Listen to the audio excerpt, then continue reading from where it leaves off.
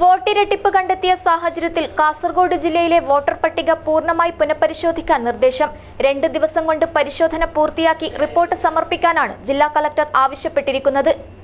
This news brought to you by Aiwa Silks, Kasaragod, Kanhangad, Mangalore.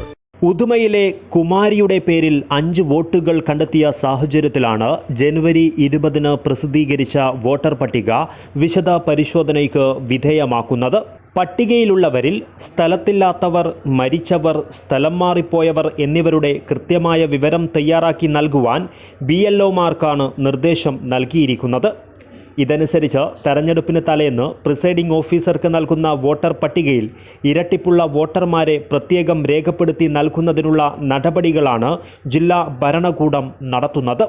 സാധാരണ രീതിയാണിതെന്നാണ് തെരഞ്ഞെടുപ്പുമായി ബന്ധപ്പെട്ട അധികൃതരുടെ നിലപാട്. അതേസമയം പെരിയ പഞ്ചായത്തിലെ 164 നമ്പർ ബൂത്തിലെ വോട്ടറായ കുമാരി കഴിഞ്ഞ തദ്ദേശ തെരഞ്ഞെടുപ്പിൽ 1 വോട്ട് മാത്രമാണ് ചെയ്തതെന്ന് പരിശോധനയിൽ കണ്ടെത്തി. ഒരു തെരഞ്ഞെടുപ്പ് തിരിച്ചറിയൽ കാർഡ് മാത്രമാണ് അവരുടെ കയ്യിലുള്ളത്. ബാക്കിയുള്ളവ BLO തിരിച്ചേൽപ്പിച്ച് നശിപ്പിച്ചതായുമാണ് അധികൃതർ അറിയിച്ചത്. News desk KCN.